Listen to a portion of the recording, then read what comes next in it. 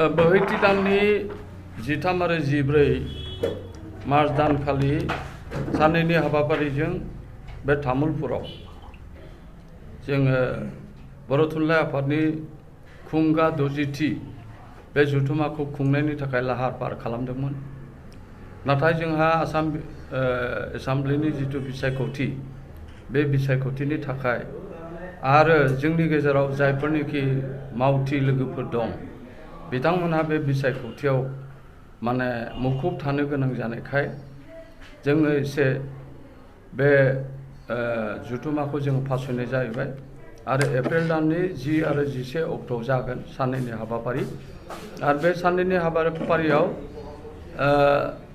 सिगां सानाव जोंना थान्दै मेल जागोन आरो बे थान्दै मेलखौ बेखेवनो थाखाय जोङो क'क्राझार गभर्नमेन्ट कलेजनि बर' MIL नि फोरोंगिरि गोबिन्द बर'खौ जों हांख्रायदों, बिथाङा बेखेवफैगोन आरो जोङो बे थान्दै मेला मोजां थांगोन आरो जों आसा खालामदों बे थान्दै मेलाव गासै 1500सो थान्दै फैगोन जों आसा खालामदों सारा नर्थ इस्टार्न रिजननिफ्राय।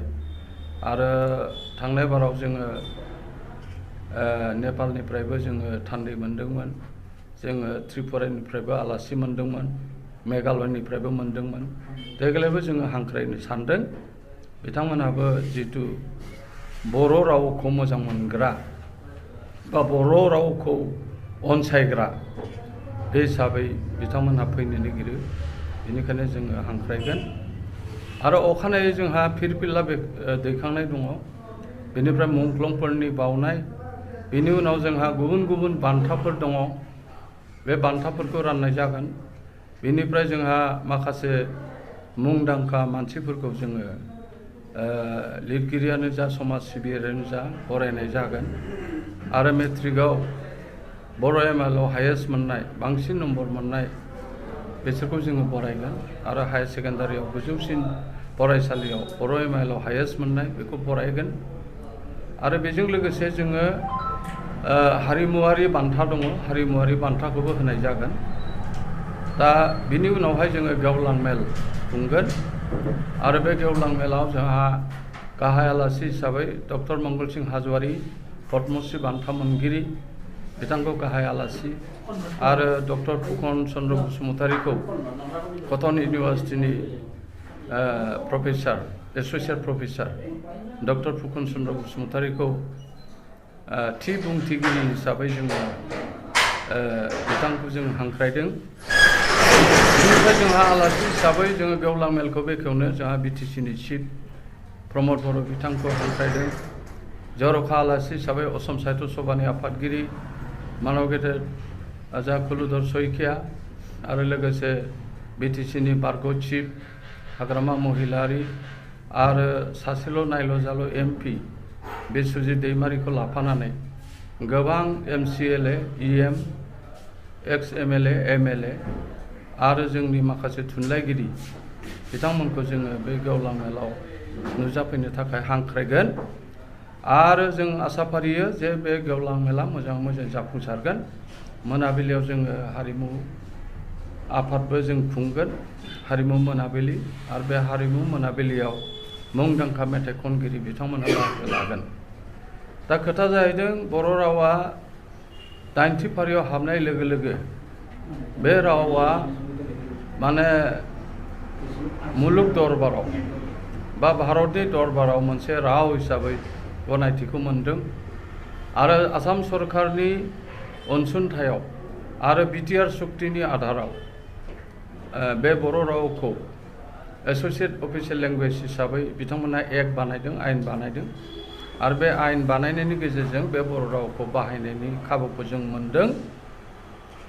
बेनि अनगाबो जोंहा बर' बिजोंनि जेंना जेंगोना दङ, बेफोरखौ जोङो थान्दै मेलाव गोथौयै सावरायगोन।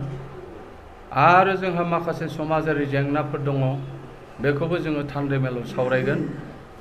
आरो बे रावखौ जोङो गुबुन हारिनो माब्रै जोङो लिंक लेंगुवेज हिसाबै जोङो बाहायनायनि खाबुखौ होनो हागोन, बेनि सायावबो जोंहा सावरायनांगौ गोबां बाथ्रा दङ। दा बेखिनियानो जे जोङो थान्दै मेला जों आसा खालामो थान्दै मेलाव जोंनि थान्दैफ्रा फैनानै जों आसा फारिदों सा 1500सो थान्दैफ्रा नुजाफैगोन आरो बिथांमोना गाव गावनि जिथु जेंना बेखौ बुंफैगोन, रायलायफैगोन, सावरायगोन आरो सावरायनायनि गेजेरजों जोङो जेंनाफोरखौ सुस्रांनो हागोन होननानै जोङो आसा खालामदों। आरो बर' थुनलाइ आफादा सिगांनिफ्रायनो जोङो गोजोन थासारिनि खोथा बुंबोदों। जोङो बे बिग्रायारि हान्जाफ्रा जाहाथे मेइन स्ट्रिमाव फैनानै खामानि मावफैयो, बिथांमोना समाजजों गोरोबफैयो, बेखौथ' जों खावलायबोखानाय। आरो दा बिटिआर सुक्तिनि गेजेरजों बिथांमोना सिजफायार खालामनानै बिथांमोनहा दा मेइन स्ट्रिमाव फैबाय। दा जोङो समाजाव गोजोन थासारि जों लुबैयो, खौसेथि गोजोन जों लुबैयो। बेनिखायनो जानो गोनां बे आसाम एसेम्ब्लिनि बिसायख'थियाव जाहाथे नांलाय खमलाय जाया, बिबेक भटजों गावबा गावनि मोन्थायखौ भटखौ होयो, जों बेखौनो खावलायगोन। आरो जोङो माने गेजेरनि मानसि हिसाबै जोङो गोजोन थासारि लुबैग्रा हिसाबै बिभिन्न जाति गस्थि जेसेबां दङ जोंनि गेजेराव जोङो खौसे आरो गोजोनजों गिनाय गैयाजासे बे फैगौ एसेम्ब्लि इलेक्सनाव भट होगोन, बेखिनिखौ आं खावलायबाय। आरो बानजाय आफादनि बिथांमोननि जिथु नाजानायाव जिथु जागोन खुंगा दजिथि जथुमा, बे जाहाथे जाफुंसारगोन। बे जारिमिनारि जायगा तामुलपुर ओनसोलनि बा गासै बे हालामनि रायजो राजाया जाहाथे गासैबो बिथिङाव मदद होयो, बेखिनिखौनो आङो दिनै नोंथांमोननि बे इलेक्ट्रनिक मिडियानि गेजेरजों आं खावलायबाय। दुलाराय थुनलाइ आफादा बेंगलाव जि वेस्ट बेंगलाव जि बोसोरकिया एनुअल कन्वेन्सन बर' थुनलाइनि जानो गोनां दंमोन, बेखौ बिसेस खार'नाव तामुलपुरावनो लाबोनाय जादोंमोन। आरो मिरु आफादनि खावलायनाय लेखायैनो जोंबो थागथियारि जादोंमोन आरो जों आवगायदोंमोनबो। आरो बे हिसाबैनो जोङो मार्चनि 13 आरो 14आव जोङो खुंनो थाखाय लाहार फाहारबो खालामदोंमोन। नाथाय इलेक्सननि बिसायख'थिनि बिसेस जाहोननि थाखायनो एंगारनाय जाहोनाव जोङो एसे मिरु आफादजों सावरायनानै फासयनो गोनां जाबाय। आरो बे आफादा जोङो फैगौ एप्रिल दाननि 10 आरो 10 आरो 11 एप्रिलाव जोङो खुंनो थिरांथा लाफिनबाय। दा गुदियावनो बे जिथु बोसोरिया आफादमोन, बोसोरखिया आफादमोन, बोसोरिया आफाद बेवहाय माथ्र' थान्दै आफादल'मोन आरो। नाथाय जा जोङो आफादखौ फासयनाय लोगो लोगोनो बिनि हाबाफारिखौ जों एसे बाराद्राय फेहेरनाय जाबाय हागौमानि। आरो जोङो गेवलां मेलाबो गैयामोन, गेवलां मेलखौ लाबोनाय जाबाय। आरो बिनिफ्राय हराव जोङो रायजोफोरनि गोसोखौ खुसि खालामनो थाखाय कालचारेल श' हारिमु आफादबो लादेरनाय जाबाय। आरो जों आसा खालामो बे आफादा मोजां जागोन, खारन बे आफादाव जोङो एबार बर' हारिनि माखासे गेदेमा मुंदांखा आलासिफोरखौ लिंहरदों। बिसेसकै जोंनि गेवलां मेलाव गाहाय आलासि हिसाबै फैगोन जोंहा पद्मश्री बान्था मोननाय मंगलसिं हाजरिका सारा।